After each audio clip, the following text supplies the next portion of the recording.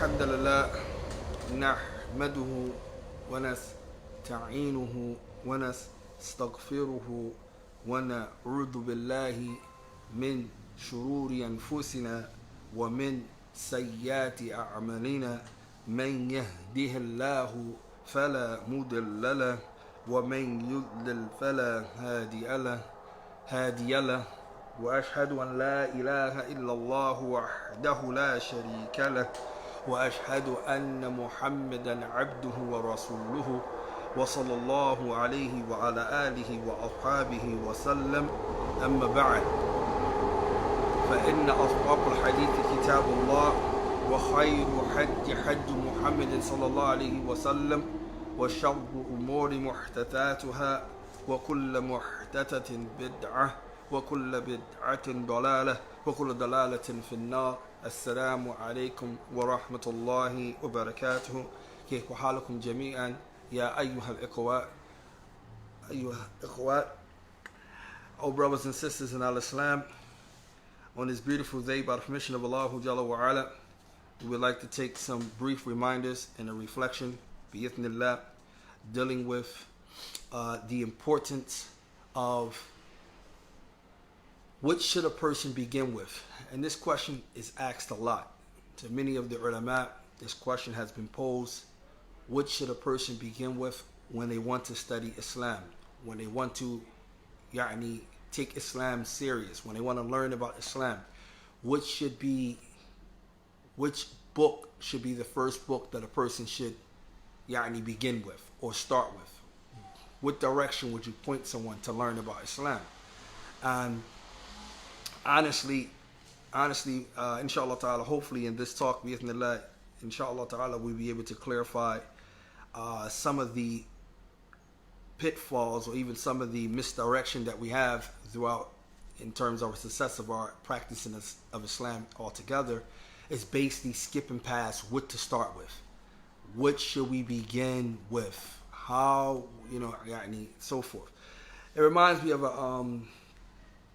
a beautiful couple of lines of poetry, 2 lines of poetry from Ibn Qayyim from his Nuniyah that he mentions. He says, وَالْجَهْلُ دَاءٌ قَاتِلٌ وَشِفَاؤُهُ أَمْرَانِ فِي التَّرْكِيبِ مُتَّفِقَانِ نص من القرآن أو من سنة وطبيب ذاك العالم الرباني.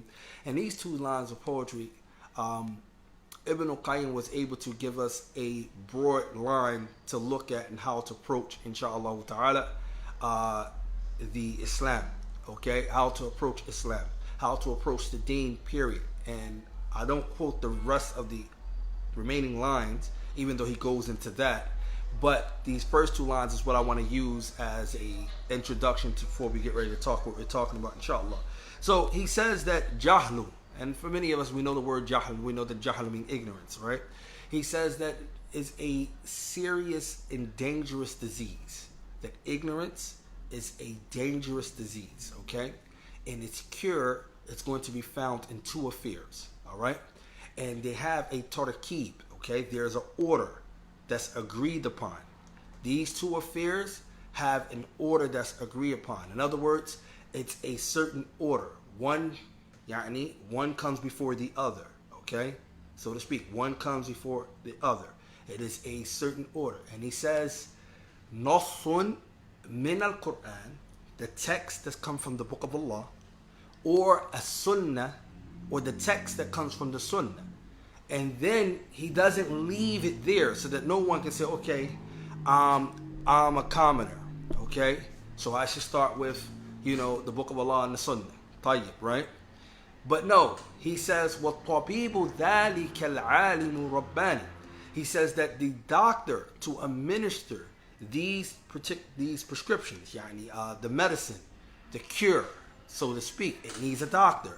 The doctor will be a alimu rabbani. Shaykh Uthaymeen, rahmatullah ta'ala alayh, he commented on these 2 lines of poetry, and he brings something, and I would like to use his explanation because he was an alim, alhamdulillah, and may Allah Jalla wa Ala makes him to be included from those who were alim rabbaniyun, from the alim rabbani. He says, وَهَذَا لَا يُنْكِرُ أَحَدٌ أَنَّ الْجَهْلَ دَاءٌ قَاتِلٌ. And this is something that we all know. No one will actually really disagree. There's no one who will reject the concept or the claim that ignorance is a deadly disease. All right? So, however, that deadly disease has a cure. All right? And the author mentioned it. So he says, فَالشِّفَاءُ نَصُّ مِنَ الْقُرْآنِ أَوْ مِنَ السُّنَّةِ. You're going to find the cure for that. It's going to either be in the Quran or the Sunnah. He says, وَهَذَا الدَّوَاءُ. This is the actual cure for that ignorance. Okay? He says, وَالدَّوَاءُ يَحْتَاجُ إِلَى طَبِيبٍ يَصِفُ لِلْمَرِيضِ. So if it's a cure, then we know we need a doctor to administer that cure, right? We need a doctor to give you that cure, to apply it, right? So for the sick, فَمَنْ هَذَا الطَّبِيبُ. Who will be this doctor? All right? He says, Ibn Qayyim says, the doctor will be ذَلِكَ عَالِمُ رَبَّانِ. He says, the ulama at-tibba'u, all right? That the scholars are the doctors here. Meaning, the cure will be the doctor who يوصلنا إلى أن ننتفع بالكتاب والسنة هو عالم رباني. He will be the doctor who will connect us, who connect us to what? To benefiting from the book and the sunnah. This is the عالم رباني. All right? وليس كل عالم ينتفع. And not every alim, every person that reaches a level of being a scholar is someone who ينفع, who people benefit from. بل هو عالم رباني. Rather, it's a specific type of scholar we're talking about here that can apply this cure.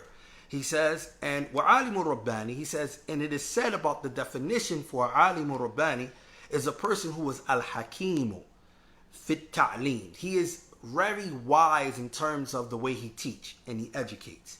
الذي يربي الناس بصغار العلم قبل كباره. He is the one who nurtures the smaller issues of knowledge, the smaller issues of knowledge, the smaller books, the beginning books, and he takes them up, beginning, intermediate, advanced. Before he gives them the larger issues, before he gives them the big books and certain forth like that, he starts them on the small ones. All right, that's what it says. He says also it said that the alim al-rabbani is the one ما لا يريد بعلمه إلا وصول إلى رب العز وجل. And this is important right here. This is very important. Because he says that it's also said about the alim al-rabbani is that he is the one, he doesn't intend with his knowledge. This person who have reached this level, he doesn't intend with this knowledge except that he wants to reach, he wants to connect the people and reach Allah Azza wa Jal. فَهُوَ مُهْتَدٍ هَادٍ لِلْخَلْقِ. So he serves as a guide. All right, he is one who guides others and he serves as a guide for the creation. لَا يُرِيدُ رِيَاءٍ. He don't want to be seen. وَلَا سُمْعَةٍ. Nor do he wants to be heard. وَلَا كِبْرِيَاءٍ. Nor is he arrogant.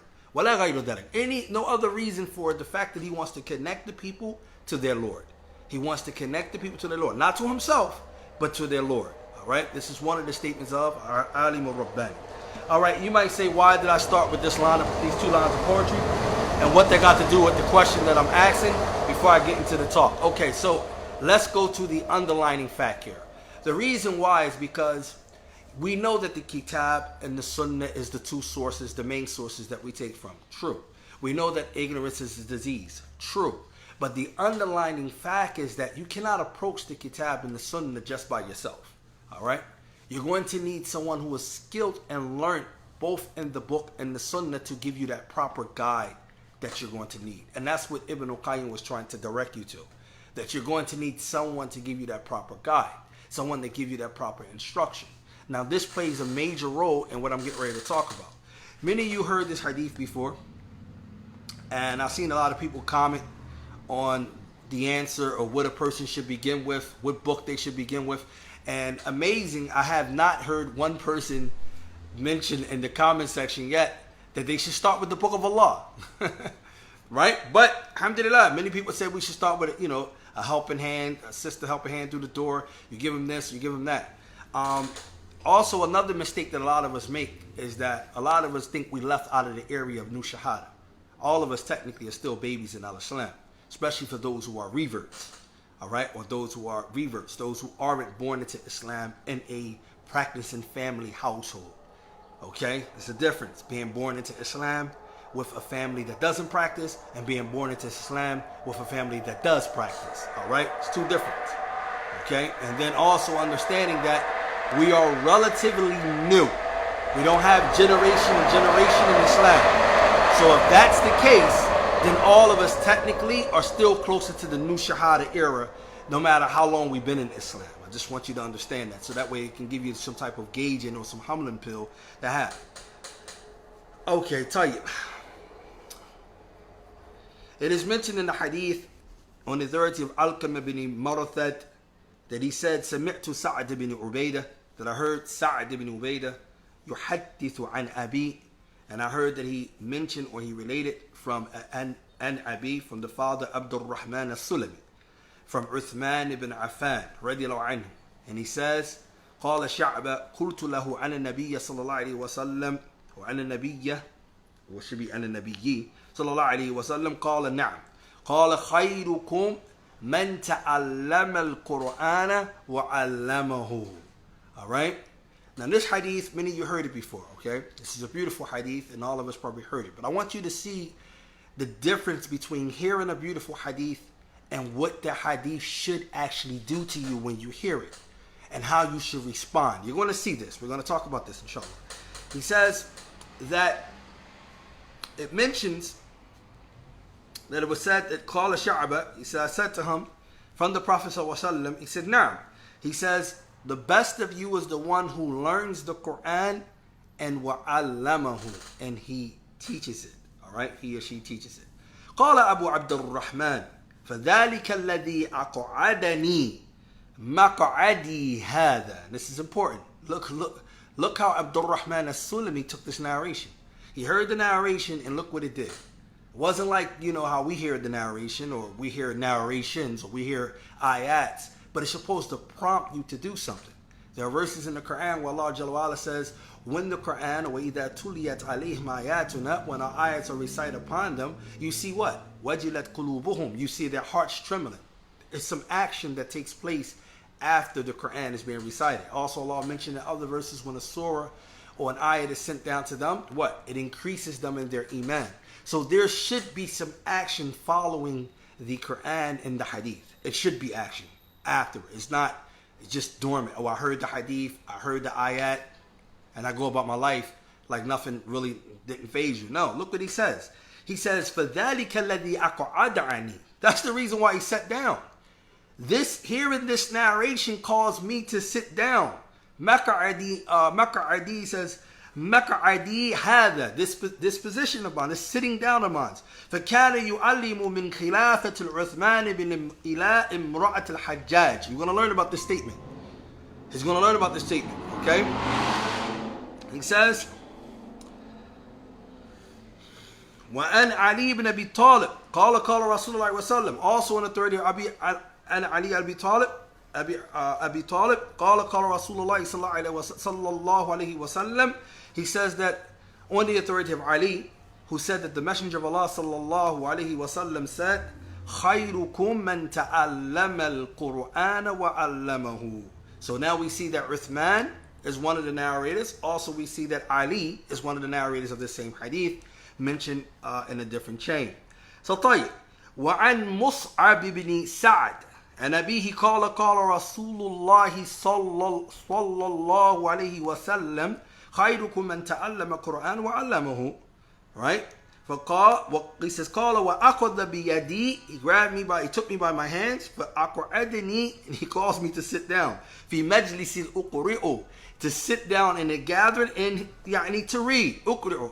when عقبة بن عامر قال خرج إلينا رسول الله صلى الله عليه وسلم ونحن في الصفة يعني فقال أيكم يحب أن يعدو إلى بطحاني.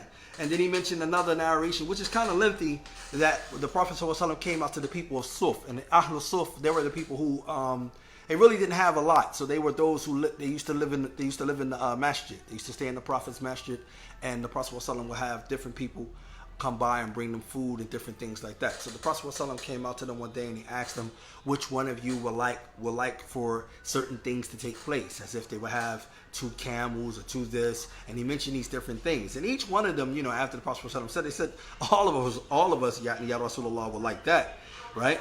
So the Prophet ﷺ mentioned, فَلَأَنْ يَقْدُوَ أَحَدُكُمْ إِلَى الْمَسْجِدِ. So if one of you were to get up early and come to the masjid, right? فَيَتَعَلَّمَ آيَتَيْن. But the purpose that you come into the masjid is so that you can learn 2 verses from the book of Allah. خَيْرُ لَهُ مِن نَاقَتَيْن. It will be better than you than those 2 camels. Alright? It will be better than you than those 2 camels. Then he mentioned 3. If you learn 3 verses, it will be better than you than 3. And if you learn 4 verses, it will be better than you than 4. Okay? Walhamdulillah. Tayyib. So, let's understand this real quick. Here's the explanation. Alright? So, as far as the first hadith that we mentioned, it is collected by Ahmed wa Abu Dawood and Tirmidhi and Bayhaqi. Alright? That's the hadith of Ali. Akhrajahu Ahmed wa Darimi wa Tirmidhi. As far as the hadith from Mus'ad ibn Sa'd ibn Abi Waqqas, وهو أيضا ثقة توفى السنة منه وثلاثة وأبوه هو سعد ibn Abi Waqqas أحد العشرة المبشرين بالجنة. وهذا حديث أخرجه أيضا الدارمي وابن ماجه. أما حديث عقبة ابن عامر ففي صحيح مسلم وعند أحمد وأبي داود وأصله في صحيح بخاري من حديث عثمان رضي الله عنه خيركم من تعلم القرآن وعلمه وجاء في بعض الرواة أفضلكم من تعلم القرآن. So he mentioned the takrij in the source that we can find these narrations at for each one, and then he also mentioned that the one that we know and familiar with is the one from Uthman that is found in Sahih Muslim, even though it comes in another version as well that the word, instead of using khayrukum, the word afdalukum is used. Afdalukum, right? All right, so the afdalukum is used in some of the chains. He says, وَلَمَّا سَمِعَ عَبْدُ اللَّهِ ibn Habib, all right, Ibn Habib, Abu Abd al-Rahman al-Sulami هذا الحديث أثر في نفسه تأثيرا بالغا. I want you to pay attention to this point here. He says that when Abdullah ibn Habib, okay, heard Abu Abdul Rahman al-Sulami, this hadith, he said it affected him personally. It affected him hugely. It was a huge effect upon him. وكان سببا في جلوسه في المسجد لقراء القرآن الكريم كما جاء في هذا الأثر. He said, and it was the reason for him sitting right in the masjid to read, to recite, to memorize, to learn, right, the book of Allah. كما جاء في هذا الأثر, as it was mentioned or stated in this أثر. وأنه مكث من خلافة العثمان إلى امرأة الحجاج. And pay attention to this. That he spent his time in the masjid studying the book of Allah from the caliphate during the time when Uthman was the leader up into the time when Hajjaj ibn Yusuf became the leader. Alright? So he sat for a long time studying the Quran. He's going to mention this. أي ما يزيد على 30 عاما. Meaning he did not increase more than 30 years studying the book of Allah. Alright, now let's repeat this and let's stop here. He heard the hadith. The best of you are those who learn the Quran and teaches it. It affected him so much that he went and started with the book of Allah. So the question is asked, which book should a person begin with when they want to study Islam? Which book should a person begin with? Do you not understand this? You begin with the book of Allah. Everybody mentioned Kitab al-Tawheed, this book, that book. You begin with the book of Allah. That's the book you should begin with. The book of Allah. Now, wait, I know you're going to say, but what if a person can't read the book of Allah? What if a person can't do such and such? Okay, that's why we mentioned the statements of Ibn al-Qayyim. That there is a format, that there is a scholar, and there is a teacher that will show you how to do it. Now, alhamdulillah, and the teachers are many. But you understand that the book of Allah should have the high, if not the utmost place in your life. And saying that the book of Allah had the utmost place in your life, then there should be certain things you would do to show and prove that it has the utmost place in your life. Not only reading it, not only listening to it, not only reciting it, not only following its instructions, but you're going to take your time out to learn it. Many of us skip this step. All right? Whether we get into what is fardu kifaya, what is fardu ayn, whether we get into a communal obligation or individual obligation, that's not the point here. The Prophet ﷺ said, khayrukum, the best of you, man ta'allama Quran, is the one who learns the Quran. Wa allamahu, he doesn't teach it, he doesn't keep it for himself, she doesn't keep it to herself, and then they go and teaches it. All right? And that falls on because the science of Quran is many. It's not just tajweed. Ulum al-Quran is a vast vast different sciences. You have tafsir, you have different parts, ilm qira'ah, so forth and so on, that deals with Quran. But still, at the very least, he spent 30 years just studying the Book of Allah. 30 years. How many of us can say that we studied the Book of Allah? I mean, just to use the word, I studied the Book of Allah. Yeah, I studied the Book of Allah. Yeah, you read the Book of Allah how many times? You studied the book how many times? Like, be honest. I studied the Book of Allah, yeah. Oh, I read it, that was like last Ramadan.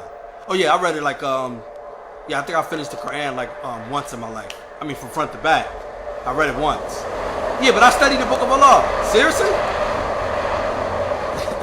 30 years. I mean, you studied the Book of Allah what? You did a year with the Book of Allah? Did you do 2 years with the Book of Allah? Did you do 3 years with the Book of Allah? You've been Muslim how many years? 5 years? 6 years? And you haven't spent none of that time with the Book of Allah? Something is messed up here. I hope you get the point I'm trying to make.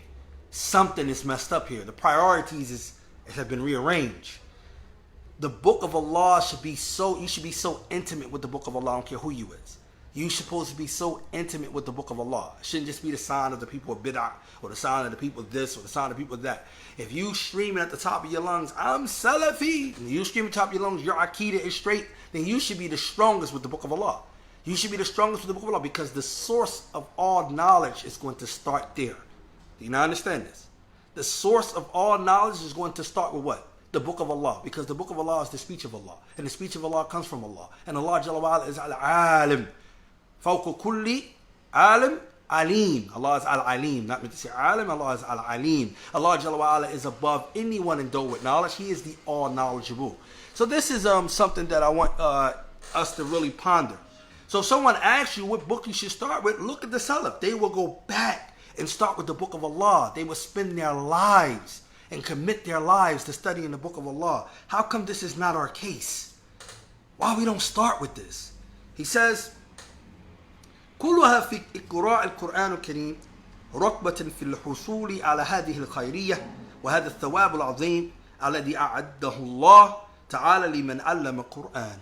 And this is what happens, because كلها في, he spent all of that time in learning about reading the Book of Allah, learning the Book of Allah out of desire for what? To achieve this khayrah that was mentioned in the hadith. خيركم من تعلم القرآن. He wanted to reach that status. The Prophet ﷺ said the best of you are those who learn the Quran. So to reach that khayr that the Prophet ﷺ was talking about, and that narration, it took him 30 years. 30 years, man. Allahu Akbar. Right?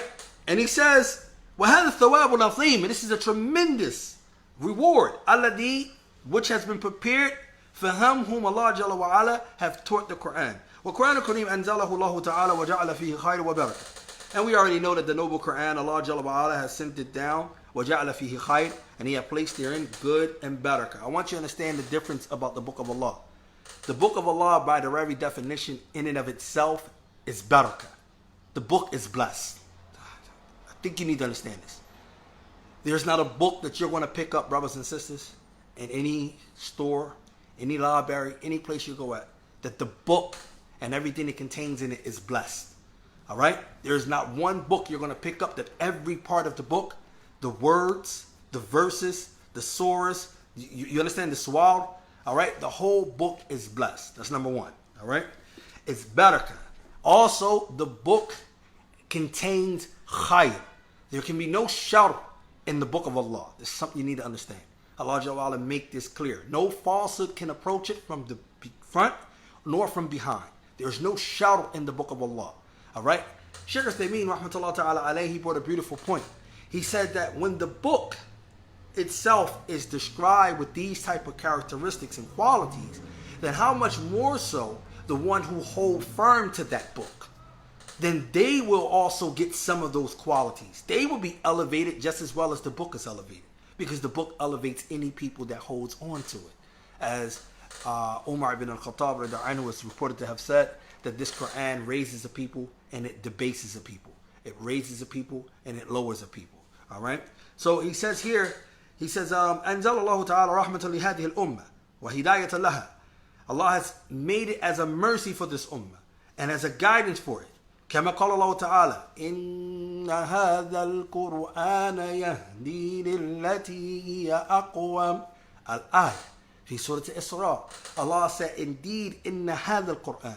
Indeed, this Quran, it guides to that which is more correct, which is more suitable. That's what the Quran does. And we need to know these qualities about the Quran, because that way we can respect it and start really using it as our confidant, our guide, our the name of the book is the Quran. That's the name of the book. If you want to know what I'm coming from, then that's the explanation to those ahadith that I just mentioned. We're reading the sharh to those ahadith. But the name of the book is the Quran. He says, وَجَعَلَهُ الصِّرَاطُ الْمُسْتَقِيمُ صِرَاطًا مُسْتَقِيمًا لِمَنْ أَرَادَ الْإِسْتِفَادَةُ مِنْهُ وَأَرَادَ اتِّبَاعَ. And also, have been made as a صِرَاطُ الْمُسْتَقِيمًا. Okay? The book of Allah is the straight path. If you ever find yourself lost, you moving this way or moving that way, you can never be misguided with the book of Allah. I want to repeat this again. There's no such thing. You can never be misguided with the book of Allah. All right? Never. If you sticking to the book of Allah. Now, I know you're going to say, but there are people who got messed up Aqidah and they have the book of Allah in their breast. They memorize the words. There are people who are from Ahlul Bidah and they got the book of Allah. True. But that doesn't mean that the book of Allah is something wrong with it. That's all true. Because the book of Allah has a shadir. Okay? Remember what we mentioned about Ibn Qayyim again. Those statements, that's what we mentioned in the beginning. Because the book of Allah has an explainer. Someone explains the book of Allah, and that's the sunnah. You see? That's the sunnah. Alright? So, a person can't say, okay, I'm sticking with the book of Allah, but then he doesn't have the sunnah to guide him to understand the book of Allah. We'll get to that. Do you understand that? It has a format. Allah made sure the format was there. Okay? إِنَّا أَنزَلْنَا إِلَيْكَ الذِّكْرَ لِتُبَيِّنَ لِلنَّاسِ مَا نُزِلَ إِلَيْهِمْ, as Allah says in that ayah في Surah Al-Nahl. طيب, I got to get ready to stop soon. He says here, it also for the one who wants to get some benefit from it. He wants to take some benefit from the book of Allah. And he wants to be able to comply and follow it. وَأَخْرَجَ اللَّهُ بِهَذَا الْقُرْآنُ الْكَرِيمِ النَّاسِ مِنْ ظُلُمَاتِ إِلَى النُّورِ. Another quality of this beautiful book is that the book takes the people out from the darknesses. Now this darkness, dhulumat, as Ibn Qayyim and many of the ulama that talked about the tafsir that dealt with this verse that comes in Surah An'am and many other verses.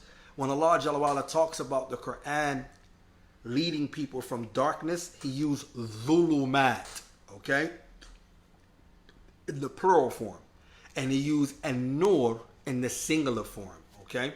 So there's only one light, like there's only one truth, like there's only one straight path. You get that? There's not multiple truths, there's not multiple lights, there's only one light.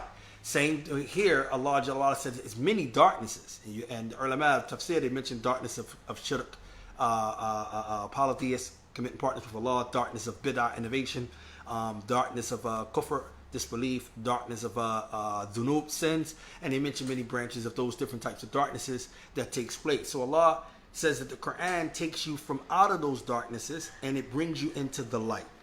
وَهَدَاهُمْ بِهِ إِلَى صِرَاطٍ الْمُسْتَقِيمِ. And by way of it, Allah guides them by it, meaning the Quran, to the straight path. فَمَنْ أَحَبَّ أَنْ يَكُونَ قَرِيبًا مِنَ اللَّهِ تعالى دائم سل به مذكورا عنده فعليه أن يداوم على هذا قراءة القرآن. This is major. So, he says, so whoever prefers and wants to be near Allah, okay? You notice? Not claims.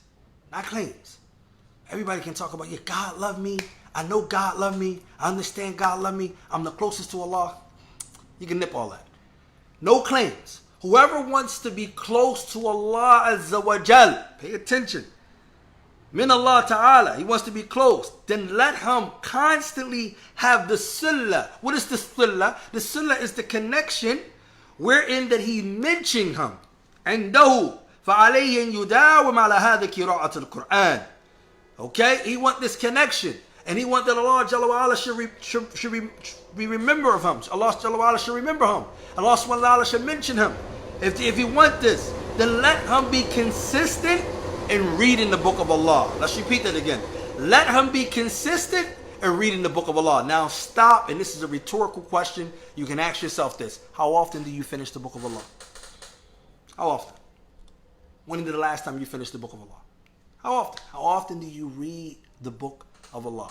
We have Uthman ibn Affan. He said that no believer should go a day without looking in the book of Allah. Okay? This Uthman ibn Affan. No believer should go a day. Now, one day should go by and you didn't look in the book of Allah. All right? Now, that's one aspect of it. And that's from Uthman ibn Affan, right? Now, from the Sahabas, they used to divide the Quran up into sections. They would divide the Quran up in 30 ejazaz, okay? Which is known as 30 parts, okay? And then they would divide it up into sab'ah, okay? 7 parts. Do you understand now? Why was they doing this division? Why was this division there for the first place? To make it easy to read the Quran and finish it. So if you wanted to complete the Quran in 30 days, henceforth, you got the 30 ejazaz. If you wanted to finish the Quran in 15 days, they have a certain way. Henceforth, you had the different parts you read. If you wanted to finish the Quran in 7 days, they had a certain way that you can finish the Quran in 7 days. Do you now understand this? So again, a rhetorical question. How often do you read the Quran? This should be muhim. There's no way in the world you're not reading the book of Allah. No way. You have to read the book of Allah over and over, whether you understand it or not. Because unlike any other book that you read, whether you do understand it or you don't understand it, you don't get a reward for reading that book. Specifically if that book goes against what Islam actually promotes. So, but the Quran is different. The Prophet ﷺ said that Alif Lam Mim, he says Bal, Alif, Harf, Wahida, right? You get 10 rewards in this life. Lam, you get 10 rewards in this life. In the hadith of Abdullah ibn Mas'ud. And he says Mim, you get 10 rewards. So that's 30 rewards, just saying Alif Lam Mim. Now imagine how many huruf or letters that there are in the Arabic language. I mean in the Quran that you're going to find. So for every letter, whether you understand it or not, you're getting a reward when you recite it. You understand it? Now, if you are someone who stutters, as the hadith of Aisha anha, they stutters, they stammers when they recite it, they're going to get 2 rewards. Okay? Not just the reward they're going to get with that, of reading it, but they're going to also get the reward of struggling to read it as well, by the permission of Allah Jalla wa Ala. So you can see all the barakah there. وَلَا ثَمَّ سَبِيلٌ وَلَا طَرِيقٌ إِلَى مِنْ طَرِيقِ القرآن الكريم ولأجل هذا نال قارئ القرآن ومقرئه هذا خيرية وارد في هذا الحديث. And that's the point, man. That's what this hadith is supposed to do to all of us. When we hear it, it should move us into action. Abdul Rahman ibn Sulama, he didn't leave. He remained in the masjid for 30 years studying the book of Allah because of the hadith. What about us? We hear the hadith. We want to be everything else except an expert in the Quran. We want to be everything else except the book of Allah that we claim is the last speech. I mean, it's the speech of Allah and it's the last revealed book, and there's no other book out there better than it. But we don't know it. We don't understand it. We don't study it. This is a big, major problem, man. Now, I got to make this disclaimer because I don't want nobody to say that I'm out here pushing something that is farda kifaya and making it farda ayn, because that's not what I want to do. Now, for those who don't know what these terms mean, I'm going to explain them real quick. All right, so it is understood that learning the Quran, especially being an expert in Quran, like from the Qur'an, to be from the Qur'an, or to learn the ilm al-qira'at, or learn the different sciences, ulum Quran, then it is something which is farda kifaya, meaning it's a communal obligation. Someone, some group, someone from the Ummah of Muhammad should establish it. And as long as we got someone from the Ummah of Muhammad establishing it and learning the sciences and teaching the sciences of ulum al-Quran, then everyone else is free from error or free from blame or free from sin. But if no one from the Ummah does it, then, we're all worthy of sin.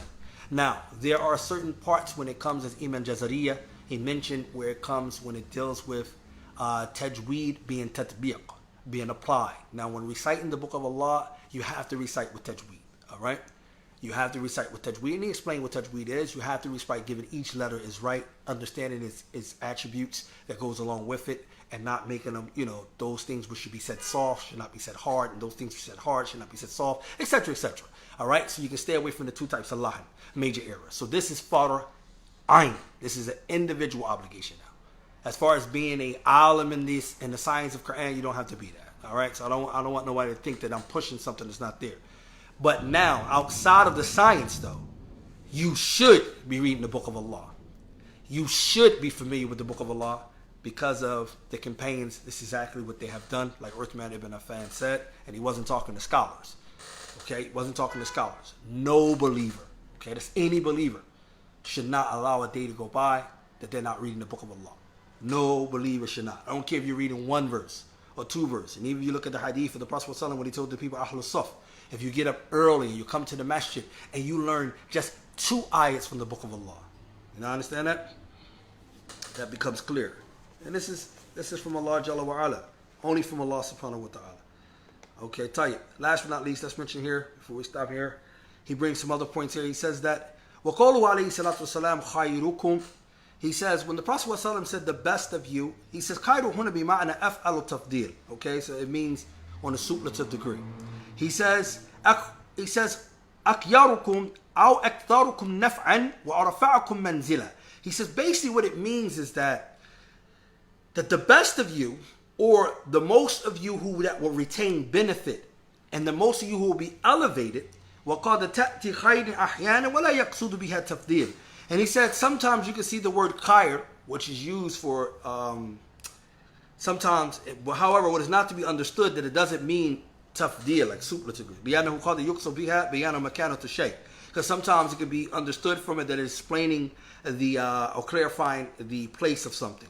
وظهاره, right? كما جاءت آيات في سورة الفرقان حينما قال الله كل أذلك خير أم جنة خد التي وعد المتقون.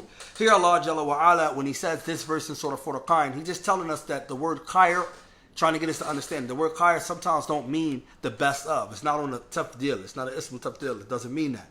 Because here Allah Jalla wa Ala just make a contrast between one place. After Allah mentioned the hellfire and the titan of the hellfire for those people who are into it, Ya'udhu Billah, then Allah mentioned, he asked, a question is going to be asked to them, is that better? Meaning the hellfire, right? Or what has been promised from Allah Jalla wa Ala, from your Lord? Which one is better? All right, without, hellfire is worse. So here Allah Jalla wa Ala is not using that as a tough deal. He says, فَلَا مُفَاضَلَ بَيْنَ الْجَنَّةِ وَالنَّارِ أَبَدًا. Because there is no superior, there is no mufadila, there is no comparisons between the hellfire and paradise, ever. I mean, we already know that paradise is better, hands down. So we don't make no comparison between them, right? So وَكَمَا جَاءَ فِي الْبَيْتِ الْحِسَانَ حِينَ مَقَالٍ. And then he brings a line of poetry to clarify that point. He said, فَلَا يُمْكِنْ أَنْ يُفَاضِلَ بَيْنَ النَّبِيِّ عَلَيْهِ الصَّلَاةُ وَالسَّلَامُ بَيْنَ غَيْرِهِ كَمَا أَنَّهُ لَا يُصِحُّ أَنْ يُفَاضِلَ بَيْنَ الْجَنَّةِ وَالنَّارِ. He says, nor is it possible that a person can make a comparison between the Prophet ﷺ and other than him, just as it is not correct to make a comparison between paradise and the fire. وإنما أراد الله تعالى أن يبين مكان هذه الجنة ويرد على مشركين وعلى كفار حينما كذبوا بذلك يوم. He says here in this verse, Allah Jalla wa Ala is Allah only intends to do what? Clarify the status of the paradise and to refute those of the polytheists and those who disbelieve, whereas they have denied and rejected that day. لأن الله تعالى قال قبل هيس, because Allah Jalla wa Ala says before it, بل كذبوا بالساعة, nay, they deny the hour. وَاعْتَدْنَا لِمَنْ كَذَّبَ بِالسَّاعَةِ سَعِيرًا. And we have prepared for whoever denies the hour a blazing fire. إِذَا رَأَتْهُمْ مِنْ مَكَانٍ بَعِيدٍ. When the fire seizes them from a far place. Then he mentioned كُلْ أَذَلِكَ, the verse we're talking about. Alhamdulillah. He says, وَقَالَهُ صلى الله عليه وسلم خَيْرُكُمْ مَنْ تَعَلَّمَ القُرْآنَ وَعَلَّمَهُ. The best of you are he whoever learns the Quran and teaches it. He said, تَعَلَّمُ القُرْآنَ يَدْخُ فِيهِ حِفْظُهُ وَتَجْوِيدُهُ وَإِقَامَةُ حُرُوفِ وإعرابها ومدارسته وفهم معانيه وتدبر آياته ومعرفة المقاصد العظيمة التي من أجلها نزل هذا القرآن العظيم ومعرفة أحكامه وحلاله وحرامه وعبره ومواعظه وزواجره وعوامره ونواهيه. هذا هو تعلم القرآن. So you see, Quran, ulum science is vast. So all of that stuff I just mentioned, all of that falls under. So you understand that? So it's not just learning the Quran, how to properly recite. The hadith is not just talking about people who learn tajweed. The best of you who learn tajweed and teach tajweed to others. No, they fall under the hadith. And nor is it the people who just teach tafsir. The best of you who learn the meaning of the ayah and then he teaches the ayah. Yeah, they fall under the hadith, but it incorporates all of this. Meaning, in other words, all of it is included. The memorization, the accuracy in terms of reciting it with proper tajweed, the establishing of the letters, and the i'rab, because i'rab is extremely important for those who don't know. This is why you have to be careful, because one of the lahns that are made, which is the major type of lahn, is when you change the i'rab. Because i'rab, basically, for those who don't know, is talking about the word, the declensions, the ending vowel that goes on the last letter, okay, of a word. That can change the position of that word in that sentence, okay? And sort of with the people of innovation, what they have done, when Allah Jalla wa'ala says, وَكَلِّمُ اللَّهُ وَكَلَّمَ اللَّهُ مُوسَى تَكْلِيمًا, all right? They say here, what they do is they change it around. They say, وَكَلَّمَ اللَّهَ, and they place a fatha on Allah, on the ha, on the law. They don't place the dhamma. So they try to make Allah be the subject or the object, I mean not subject, F1, the object of kalam, of speech. So that would mean Moses spoke to Allah and not Allah spoke to Moses. Do you understand? And they play with that. So this is Arab. They change it around so that they can say that Moses didn't speak to Allah. I mean, Allah didn't speak to Moses. He spoke to Allah, but Allah never spoke, because they don't believe in the speech that's from Allah Jalla wa'ala. So you got to be careful. That's why Arab is important, to understand exactly. But there's other verses in the Quran that actually refutes them very clearly, because Allah Jalla wa'ala has mentioned وَإِذَا قَالَ لَهُ رَبُّهُ وَإِذَا قَالَ لَهُ رَبُّهُ وَإِذَا كَلَّمَ رَبُّهُ. Allah mentions that قَالَ رَبُّهُ. They can't refute this verse, because here Allah says, when it was said to him, when his Lord said to him. So you can't refute that. You can't change the dhamma, the fatha here, and try to play games with i'rab. All right, so that's just the point. I didn't want to go too deep in that. He says also, understanding its meanings, reflecting on the ayats, understanding the tremendous objectives, which the purpose for which they were revealed, understanding the ahkam, the rules and regulations, the halal, the haram, understanding its expression, its admonitions, understanding its commands, its prohibitions. All of this falls under ta'allam al-Quran, learning the Quran. وَلَيْسَ مَقْصُودَ قِرَاءَةَ فَحَسْبٍ. So no one should think that this hadith is talking about recitation. إِنَّمَا قِرَاءَةَ المصحوبة بالعمل والعلم وعلم لا يكون إلا من التدبر كما تقدم ولا بد من تعلم آياته وحفظها وإتقانها وضبطها وتعلم أحكام التي فيها والآداب التي اشتملت عليها. هذا يدخل في تعلم القرآن. All of this falls under learning the Quran.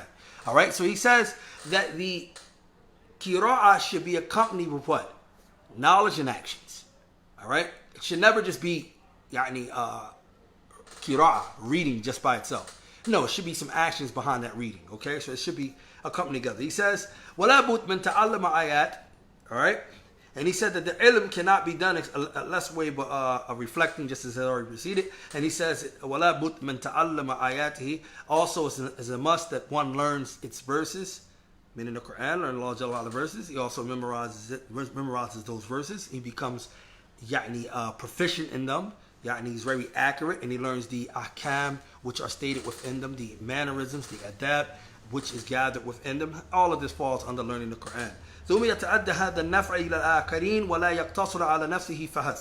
Then after he learns all of this, or she learns all of this, what they do now is they don't keep it for themselves. They now go to spread that benefit to other than themselves. All right? So after they begin to learn, and then they begin to study, and they start learning these things. So I just want to stop here, and inshallah ta'ala, maybe Allah Jalla wa'ala will allow us to finish another time. I know it's kind of be long. I'm trying to stop that being long-winded.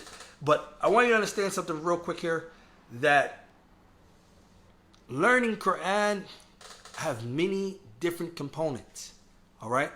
And if you want to really get the blessings of this hadith, and what you want to start with is that you're going to become a full-blown student, whether you want to or not, when you enter the arena of starting with the Book of Allah first. Because you're going to learn not only how to properly recite, you're going to learn all of the things we mentioned. You're going to learn about the Book of Allah.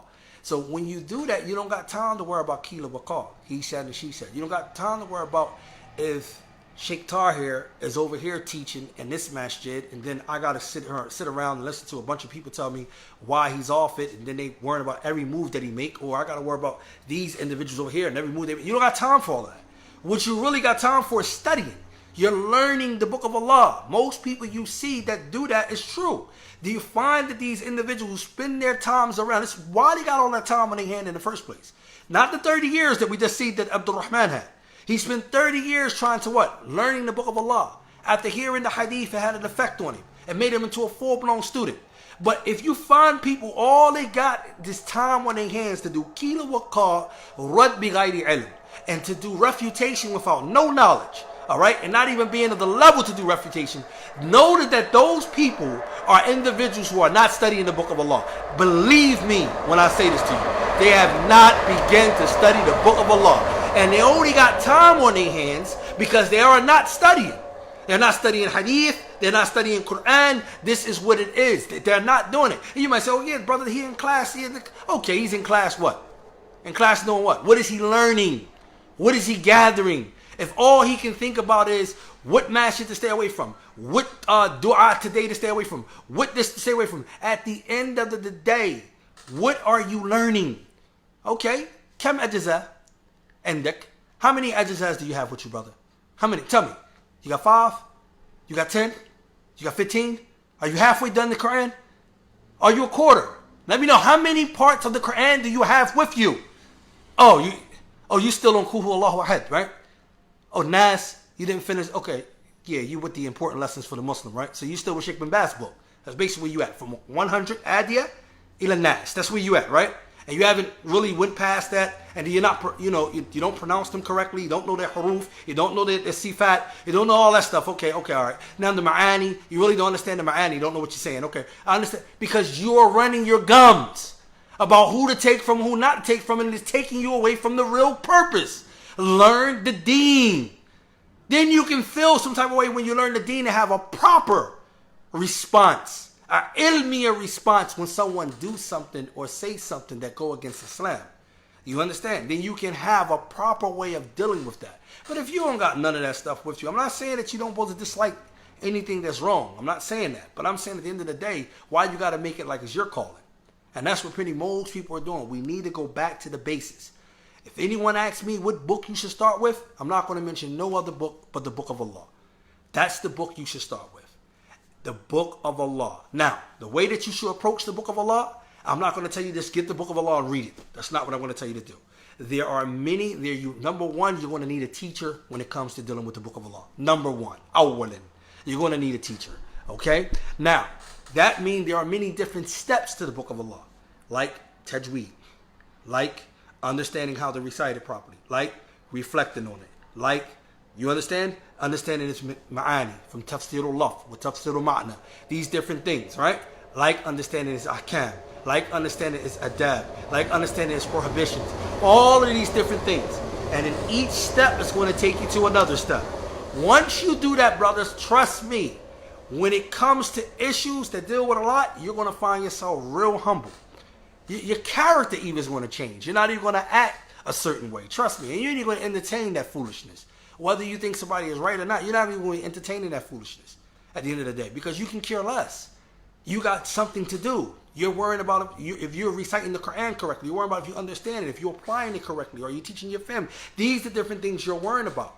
And you're going to see that people who always spend their times in refutation, they are not studying Islam. Yes, that's the point. They are not studying Islam. People who spend their time and busy themselves, they are not studying Islam. People who are studying Islam, and again, remember the difference between studying Islam and reading. It's two different things. Studying Islam takes years. You know, understand that? Ibn Jazariya, he mentioned a beautiful point about reaching a high level of qira'ah, of reciting Quran. And he says that's going to take years. You have to practice using your jaws. Do you understand? The jaw bones have to use to properly recite those letters. That's going to take years. You're not going to become a master of Quran because you memorize the words. Do you understand that? It's going to take years. So anyone who's really studying Islam is going to take years. Do you not understand that? And anyone who just graduated here or graduated there, may Allah reward them for taking some time out to study. But it's on them now to even be more stronger in their talabah, to study even more harder, because now they have the tools. Do you understand that? They have a little bit of Arabic. They know where to go. They have some understanding in each of whatever science or college they went to. Now they can now go and listen to the ulama and go more deep and delve into those issues and to begin to build. Do you understand that? That's a process. You don't got time for Kila Wakar. You do that, I guarantee you won't be talking about nobody. I guarantee it. But that's not the point. Why? Because we think all we got to do is stay away from certain masjids, listen to certain people, and then we reach the top, and then that's it. My Salafi is in check. no matter if I'm a criminal, no matter if I don't know Quran, no matter if I don't know Sunnah, no matter if I don't know anything, I'm still better than you because my Aqidah is straight. Your Aqidah is jacked up if you don't understand what I just mentioned. All of that stuff I just mentioned, your Aqidah is jacked up. Because the Salaf, they started with the book of Allah. The Prophet ﷺ said it. خَيْرُكُمْ مَنْ تَعَلَّمَ الْقُرْآنَ وَعَلَّمَهُ. The Prophet said that, brother. That's what the Prophet ﷺ said that. Also, when you look in the Prophet's life, his wives and his companions, they said what? He was staying up at night until his feet were swollen. So what was he doing with the book of Allah? He was reading it, right? Did he have time? He was reading the book of Allah. He was walking. The book of Allah was just your part. And that's the point I wanted to bring, inshallah ta'ala. Please, may Allah Jalla wa Ala accept this from me and accept this from all of us. Thank you for listening, inshallah ta'ala. Anything we said incorrect in our translation and our mispronunciation, I do have a problem with pronunciation. Any problems with that is from myself. Definitely from the shaitan. And anything I said is correct is from Allah Jalla wa Ala. Subhanakallahumma bihamdi ashhadu an la ilaha illa anta astaghfiruka wa atubu ilayk. Jazakallahu khair.